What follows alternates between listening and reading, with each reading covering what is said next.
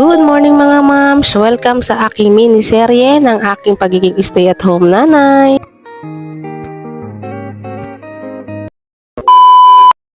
Good morning everyone! Happy Sunday and Easter Sunday! Gusto naman ang inyong Sunday ganap? Kung saan po ba ang punta nyo ngayong Sunday? Happy Sunday everyone! Ayan, paro muna tayo kasi nga gising ko lang. So magkakatipan tayo as usual ang ating daily dose of vitamins. Ayan naman, kape-kape. Happy Sunday and Easter Sunday ngayon, diba? No? Sabi sa ng araw, papasok na naman tayo bukas.